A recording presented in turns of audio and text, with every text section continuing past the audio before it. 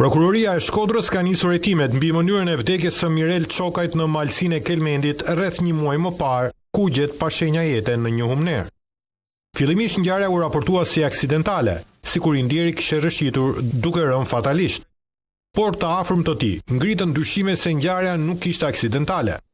Fillimisht ishte kushëriri i tij Rifat Çokaj, që para dy sene në rreth një muaj më parë ngriti këto dyshime në një lidhje nga Shtetet e Bashkuara të Amerikës.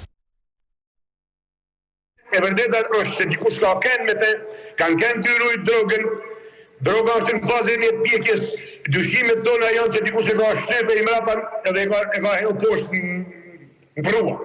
Pse e kanë vëra? Pse mendon se e kanë shty, e kanë vëra? Për mos me dhënë pjesën e vetë, se ka kenë morta, kemi një dhunë.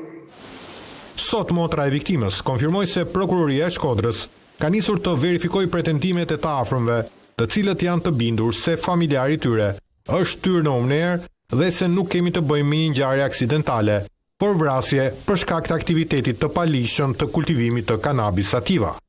Sa dola nga prokuroria për çështjen e vllait tem, Mirel Çokaj, i cili është gjetur i vdekur në malet e Kelmendit.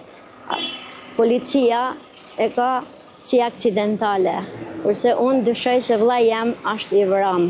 Vllai jam dyshoj se është vrarë për parcelën e drogës që është gjetur në malsinë e Malle. Shkaktimi vetvrasjes është vepra penale që Prokuroria e Shkodrës ka shënuar në dosjen përkatëse, e cila pritet të plotësohet me hetimet, të cilat tashmë janë përqendruar në një tjetër pistë përteja saj aksidentales.